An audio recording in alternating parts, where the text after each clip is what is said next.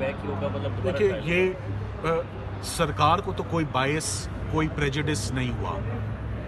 दोनों मुल्ज़िमान देखें, एक केस को कितनी दफ़ा चलाना है। चले मैं आपको एक बात बताता हूँ। CSS इंसान करता है, 3 मौके मिलते हैं।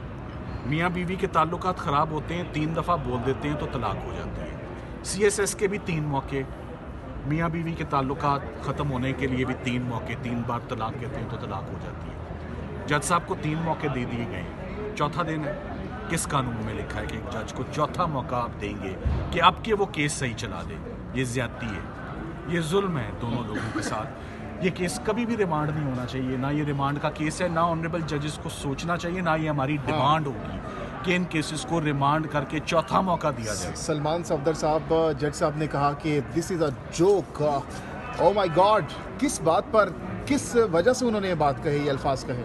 ये इस बात पर उन्होंने कहा जब जज साहब ने एक दिन वकील के ना पेश होने पर ईमेल कर दी एडवोकेट जनरल ऑफिस को कि मुझे कोई काबिल और होनहार वकीलों की लिस्ट प्रोवाइड करें, तो उसके 2 घंटे बाद एडवोकेट जनरल ऑफिस ने वो लिस्ट भेज दी कि ये है वो वकील, जिसमें उन्होंने कहा ओ माय गॉड। आज की समात से मुतमईन है आप, और आने वाले दिनों में क्या लग रहा है आपको आज की समात को लेकर? जजेस बिल्कुल हैरान हैं कि जज साहब ने क्या किया है। उनको कानून ही नहीं पता, उनको CRPC का ही नहीं पता, कानून शहादत का ही नहीं पता, राइट्स ऑफ एक्यूज्ड का ही नहीं पता, ट्रायल कैसे चलाना है नहीं पता। 3 मौके उनको दिए केस चलाने के लिए। आप फैसला कर लें, क्या चौथा मौका देना चाहिए किसी जज को?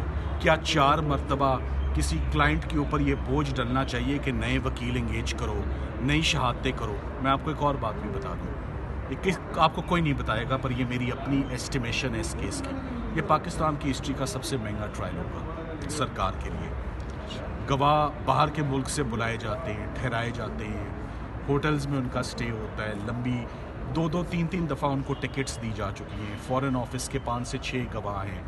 इसमें इसकी कॉस्ट ज़रूर मैं जानना चाहता हूँ, व्हाट इज़ द कॉस्ट कि एक जज साहब ठीक से केस नहीं चला सक रहे। आज दिन तक क्या कॉस्ट इनकर हुई है साइफर के ट्रायल में? रात के अंधेरे तक 5 हीटर्स लगाने की, वकला बिठाने की, अमला डिप्यूट करने की, जज साहब को, वकीलों को 4-4 दफ़ा। जब एक नया केस स्टार्ट होता है ना, एक नया वकालतनामा आता है, एक वकील का तो फ़ायदा होता है, वकील अपने क्लाइंट को कहता है मुझे नई फ़ीस दो। क्या ये ज़्यादती नहीं है कि वकील इमरान खान और शाह महमूद को चौथी दफ़ा कहें कि सॉरी मेरी गलती नहीं है, आपकी गलती नहीं है, प्रोसिक्यूशन की गलती है, सरकार की गलती है। सो जिसकी गलती है उसको ये खुमियाजा भुगतना चाहिए, ये एक्यूज्ड को खुमियाजा नहीं भुगतना चाहिए।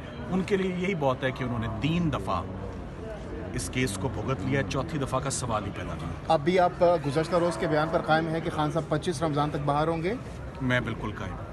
और कितना खर्चा अब तक आया होगा? लाखों में होगा, करोड़ों में होगा? आपने ये केस की बात- आप हिसाब लगाएं कि साइफर ट्रायल की कॉस्ट बाहर वेस्ट में हर केस की बाहर वेस्ट में, और प्रोसिक्यूटर्स 3 प्रोसिक्यूटर्स, यानी इतना कमज़ोर केस के 3 लीडिंग लॉयर्स आपने अपॉइंट किए।